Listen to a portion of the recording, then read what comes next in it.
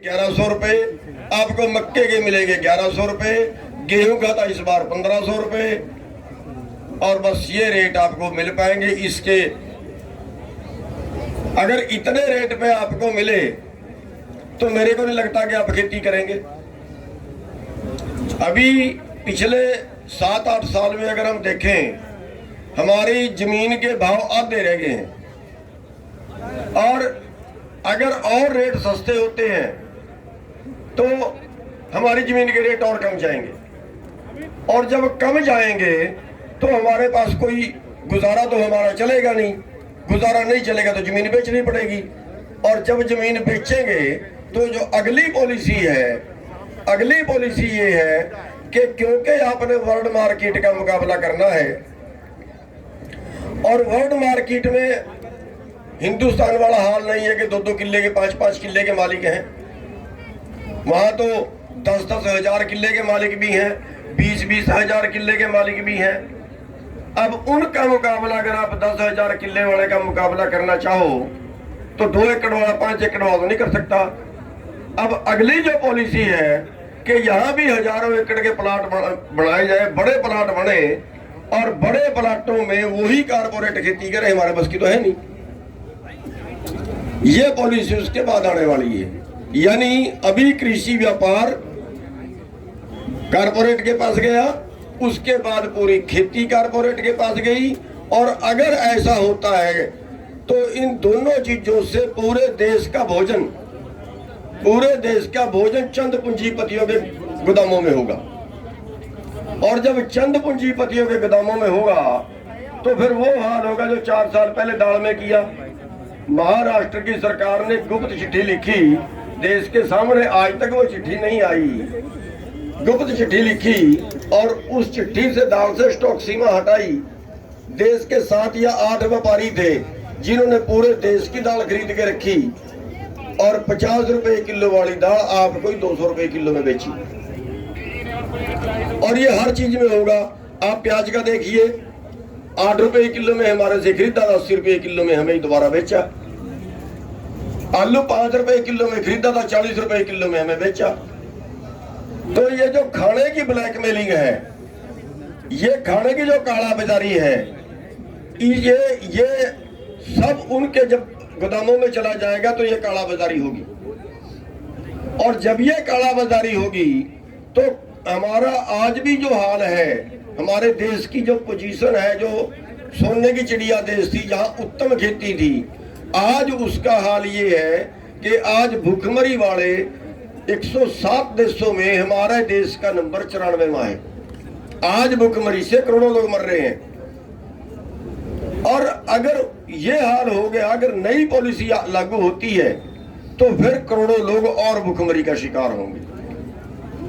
और मैं इसलिए हम इसको धर्मयुद्ध बोलते हैं कि अगर आपके आंदोलन से, अगर आपके टाइम, इस आंदोलन में टाइम देने से, अगर इस आंदोलन में सेवा करने से अगर करोड़ों लोगों की जान बचती है, अगर करोड़ों लोग भुखमरी से बचते हैं तो फिर इससे बड़ा धर्म युद्ध और क्या हो सकता है, इससे बड़ा धर्म का काम और क्या हो सकता है। तो साथियों, आज जो हालत देश की हो रही है वो हमारी जीविका बचाने की है और वो इस चीज की लड़ाई है कि पूरा जो भोजन है, देश का भोजन है, वो चंद लोगों के गोदामों में कैद ना हो। और अगर हम उसको लड़ रहे हैं और बड़े शांति के तरीके से लड़ रहे हैं, हम कोई उपद्रव नहीं कर रहे हैं, हम कोई तोड़फोड़ नहीं कर रहे हैं, हम किसी पे हमला नहीं कर रहे हैं, उसके बावजूद हालत देखिए, जैसे राज्यपाल जी बता रहे थे, हम पहले बार देख रहे हैं कि क्या ये काम सरकार के होते हैं कि गुंडे भेज के हमले कराए जाए। अरे भाई, पुलिस हमसे मरवाए ना डंडे, उनसे गोली मरवा ले, इनको पुलिस में भी तबार नहीं है। 3 बार हमला हो चुका है, बीजेपी के लोगों ने 3 बार अपने गुंडों के साथ हमला कर लिया है।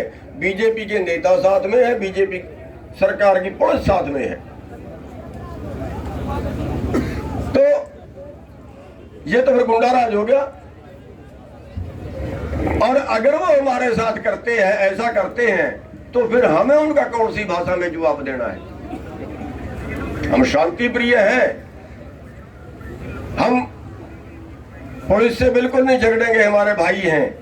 हम अधिकारियों से बिल्कुल नहीं झगड़ेंगे, हमारे भाई हैं। लेकिन अगर ये बीजेपी वाले आपके गांव में आ जाए ना, अगर ये बीजेपी वाले आपके गांव में रैली करें, आपके पड़ोस में रैली करें, आपके पड़ोस में कोई और गांव में इस तरह से वोट मांगने आए, तो इनका वही हाल करना जो उन्होंने हमारा किया हुआ है। और एक और बात,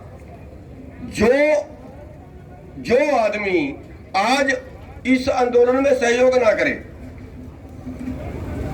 जो इस आंदोलन में साथ ना दे, वो चाहे आपके गांव का है, चाहे वो शहर का है, वो कैसे भी, अगर वो कल किसी चुनाव में खड़ता है, चाहे वो पंचायत मेंबर से लेके और एमपी तक किसी चुनाव में खड़ता है, भाई उसको वोट नहीं डालना, चाहे काले चोर को डाल देना। भाई हमारे गुनाहगार कौन है? हमारे गुनाहगार है हमारे नीतिकार, हमारे गुनाहगार हैं ये सत्ता में बैठे लोग। और हम इन्हें सत्ता में बैठे लोगों का विरोध करना है, ना पुलिस से झगड़ना है, ना प्रशासन से झगड़ना है। उनसे हमारा रोना नहीं है, जब वो आएंगे तब देखी जाएगी उनके साथ। लेकिन इन लोगों का इलाज करना पड़ेगा, और जब तक इन लोगों का इलाज नहीं होगा तब तक आने वाले भी सुधरेंगे। इन्हीं को एक बार सुधर, देखिए मैं कहता हूं कि इससे झगड़ा नहीं करना चाहिए, किसी से झगड़ा नहीं करना चाहिए। झगड़ा तब होता है जब मजबूरी हो, लेकिन अगर झगड़ा हो जाए फिर उसकी इतनी पिटाई करो कि दूसरे देखने वाले भी आगे के लिए झगड़ा ना करें। अब आपने आंदोलन शुरू कर दिया है, अब इस बीजेपी की इतनी पिटाई कर लो, अब इस बीजेपी के साथ इतना इसको हम इस तरीके से आंदोलन लड़ें, हम इस तरीके से करें कि इस बीजेपी की इतनी पिटाई हो जाए कि जो आगे इनके बाद दूसरे का राज है ना, वो भी किसान की बात पहले ही मान ले। तो साथियों, आज दुख भी है कि आज हमारे 200 से ज्यादा भाई शहीद हो चुके हैं, और हमारा भाई जो यहीं, हमारा बेटा जो यहीं इसी धरने में काम करता था, लवरीत सिंह, वो पुलिस की गोली से मरा है। जो रिपोर्टें आ रही हैं, पुलिस की गोली से मरा है। हमें उसका दुख भी है, और हम इस मंच से भी, मीडिया के माध्यम से भी हम मांग करते हैं कि उसकी जांच हो, और जो दोषी है, क्योंकि सरकार तो कहती, ये एक और देखा है सरकार का, कुरुक्षेत्र में इन्होंने लाठी चलवाई, कितनों के सिर फाड़े, कितनों की हड्डियां तोड़ी। पुलिस वाले सिविल कपड़ों में खड़ा, इतने मोटे मोटे लठ देके, इनके पास तो वो प्लास्टिक का डंडा होता है ना पुलिस वालों के पास, तो वहां इतने मोटे मोटे लठ देके उनके हमने आइडेंटिटी कार्ड दे दिए, पुलिस लाठ मारती गए, वीडियो दे दी, मजबूर कर दी, लोगों की फोटोएं दे दी, ये देखो सिर पट गए, हड्डियां टूट गई। लेकिन उसके बाद बेशर्म मंत्री बयान देते हैं कि लाठीचार्ज तो हुआ ही नहीं। भाई इसकी हम जांच की मांग करते हैं कि जवान बच्चा था, उसकी रिपोर्ट आ रही है कि उसके सिर में गोली लगी है, गोली लगने के बाद ट्रैक्टर का संतुलन खो बैठा है और ट्रैक्टर पलट गया है। तो उसकी जांच होनी चाहिए, और अगर दोषी को उसमें पाया जाए तो उसको सजा मिले। तो साथियों, ये जो आंदोलन है ये हमने शांतिपूर्वक तरीके से जरूर चला रहे हैं, लेकिन सरकार इसको इतना मुद्दा भी मत समझे कि फिर हम बैठे बैठे माला ही फेरेंगे। जैसे 26 तारीख को दिल्ली में ट्रैक्टर परेड की थी ना, ऐसे फिर अगर हमने दिल्ली के अंदर आदमियों की परेड कर दी, सारा देश घुस जाएगा, दिल्ली में जगह नहीं बचेगी पैर रखने की।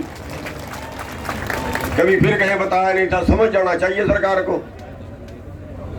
हम शांतिपूर्वक तरीके से लड़ रहे हैं। शांति का मतलब ये नहीं है कि सुनो ही ना, शांति का मतलब ये नहीं है कि 2.5 महीने से बैठे हैं और वो सोच रहे हैं कि हमारी फसल आ जाएगी। एक बात और बता देना चाहूंगा आपको, आप ये बताइए कि हमारी फसल आ जाएगी 1 महीने बाद, और हमारे बीच में कई लोग तो उसमें कंफ्यूजन है कि फसल आ जाएगी तो शायद हमें आंदोलन बंद करना पड़ेगा, आंदोलन कम हो जाएगा, आंदोलन घट जाएगा।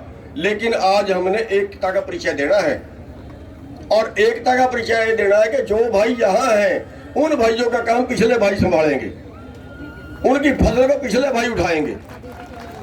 और जो भाई वो फिर हफ्ते बाद यहाँ आएंगे, फिर दूसरे भाई उनकी जाके फसल संभालेंगे। ठीक रहेगा ये तरीका? हम नहीं उठने वाले यहाँ से जब तक हमारी बात नहीं मानी जाएगी। कुर्बानियां कितनी देनी पड़े, आंदोलन कैसे ही भी लड़ना पड़े, हर तरह से लड़ा जाएगा, हर तरीके से लड़ा जाएगा। और बस मैं अपनी बात को बहुत ज्यादा लंबा ना करता क्योंकि कई भाई बोलने वाले हैं। बस इतना कहूंगा कि ये आंदोलन आखिरी सांस तक हमने लड़ना है। हमने तब जाना है जब यहाँ से जीत जाएंगे। और मैं बस दो एक नारे लगवाऊंगा, वो अपने मुट्ठी बंद करके जोर से लगवाना है। मुट्ठी बंद करके, ये जिसके जबड़े में लग जाए बहुत कुछ होता है। किसान एकता जिंदाबाद, किसान एकता जिंदाबाद। मैं कहूंगा लड़ेंगे, आपने कहना है जीतेंगे। लड़ेंगे लड़ेंगे लड़ेंगे। ये पत्रकार भाई भी लगा दो नारे साथ में, क्या फर्क पड़ता है। लड़ेंगे लड़ेंगे। धन्यवाद, जय हिंद।